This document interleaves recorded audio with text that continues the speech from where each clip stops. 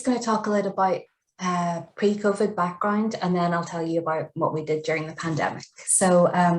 I'm the Senior Library Assistant at Borrower Services in the Massey Library at Queen's University Belfast.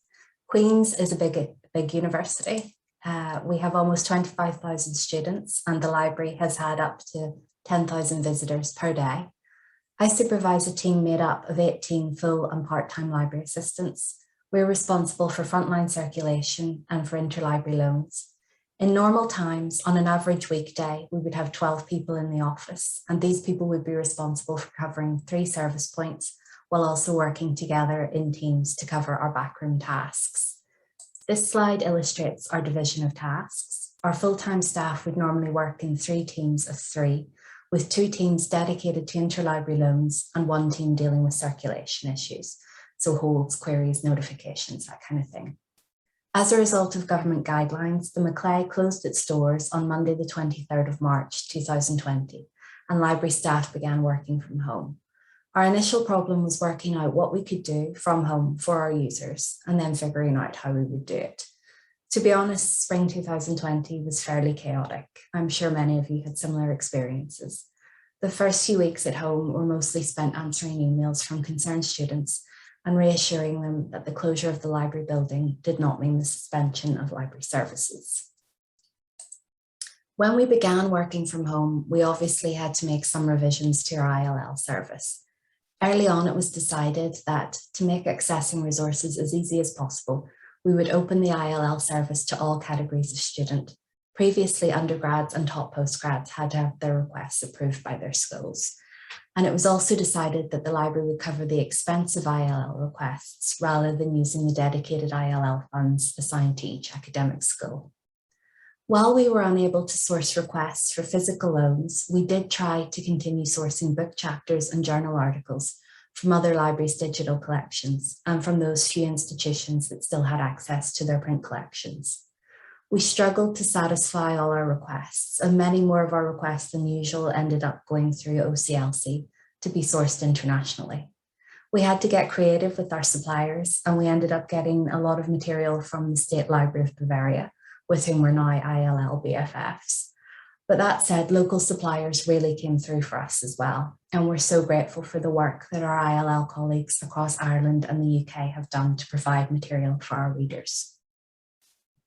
The RSCVD service run by IFLA has also been of huge assistance to us. We've found it very easy to use and have been really impressed by its speed and efficiency. It's also saved us money, which has been very welcome in these times of budgetary restrictions. I just wanted to mention some numbers to give you an idea of how busy we are with ILLs. While it's true that the total number of ILL requests we receive are falling year on year, we still receive a high volume of requests. In the academic year 2020 to 21, we placed ILL requests for 2,239 items. In addition, we also received 4,084 requests for ILL items from our patrons that we ended up supplying in-house. These would have been items that we already held, or that were freely available online, or that we ended up purchasing. And although these requests didn't end up as proper ILLs, they still represented a significant demand on staff time. During the first lockdown closure of the library building, which turned out to be the only full closure of the building, we tried to steer users towards our digital collections. In July 2020, the library website was redesigned to make it easier for our users to access all our online services. As you can see from the slide, online resources were put front and center on the website. Clicking on the red online resources and services box takes users through to a page covering all the library's digital services, with links to FAQs and troubleshooting guides for off-campus access to resources. You may have noticed a little pop-up box lurking in the corner of the web page slide. This is our library chat box. Library chat was introduced in April 2020. Initially, it was monitored by Borrower Services staff working from home from 10 a.m. to 4 p.m. It's been hugely successful. Since the service was launched last year, we've had 7,022 chats, and staff have spent a cumulative total of almost 37 days chatting. The chats have varied widely in tone and content. Some are very casual, some very formal. We've had people asking us straightforward questions in the chat. We've had people asking us straightforward questions about opening hours and loan periods, And we've also had people who've typed their essay questions into the chat box with an over to you attitude. It's been a mixed bag, which keeps it interesting, if unpredictable. I mean this nicely because there's no such thing as a stupid question, but the perceived anonymity of the format seems to encourage people to ask stupid questions.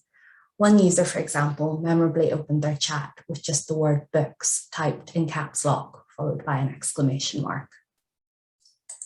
When users have rated the chat service, their ratings have been overwhelmingly positive, and we've had some really lovely feedback that reflects the fact that for many users of the service, chat has been a bit of a social lifeline during lockdown, a chance to have a conversation, albeit a virtual one, with a real person.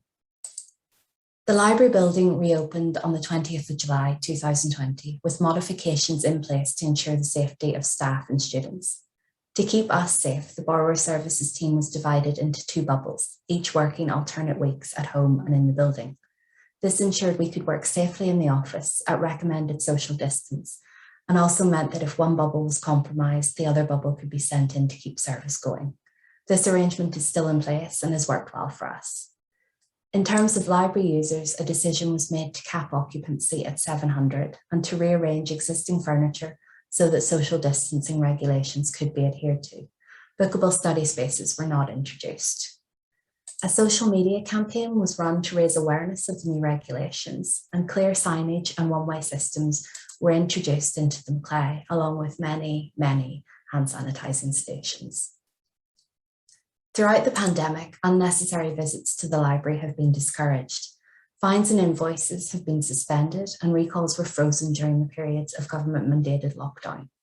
We also extended the loan periods for short loan items.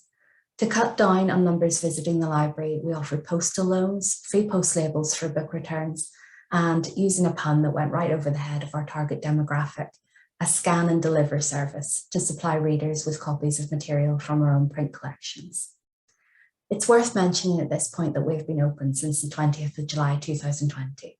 The library did not close during Northern Ireland's second lockdown of January to April 2021. Instead, the building remained open with no staffed services available, although borrower services staff did keep going into the office in our bubbles to act as fire wardens should there be an emergency evacuation. So, turning to the future. Many of the service changes that I've outlined were introduced as temporary responses to the pandemic. Once normal service is resumed, whenever that might be, restrictions on building occupancy will be lifted, fines and invoices will be reintroduced, and most staff, certainly all frontline staff, will return to working full-time on campus, but some changes will be permanent. One major change has been the switch to an e-first policy. Rather than adding to our print collections, our subject librarians are now required to buy ebooks, and print purchases need to be justified. Due to the higher cost of ebooks, this policy has been backed up by increased budgets. One of our subject librarians told me, "For the first time ever, we've got more money to buy books, so this was the best year in a long time for my school in terms of provision." Teams has completely altered the way in which we communicate, both with colleagues and borrower services and more widely across the whole library. While not directly relevant to customer service provision, good communication makes us all better at our jobs, and this has had a knock-on benefit to our users. I've never felt more connected to my colleagues or more aware of what's going on across the library, and I think it's really important that these lines of communication stay open. 2 minutes. That said, we've had some atrocious cake porn on our social channel, which I could definitely do without. The RSCVD service has become an integral part of our ILL requesting process for journal article requests and for book chapters. Since the service was launched last April, we have sourced 767 of our 1,686 article chapter requests from RSCVD. That's 45% of our requests, which is hugely impressive and represents a considerable saving. For me, one of the benefits of the pandemic has been feeling part of a collaborative ILL community. We've always had good relationships with our suppliers, but the generosity and goodwill that we've experienced this year has been remarkable, and that's something that we're keen to reciprocate as much as possible. We did ask RSCVD if we could join as a supplying library, but they rebuffed us.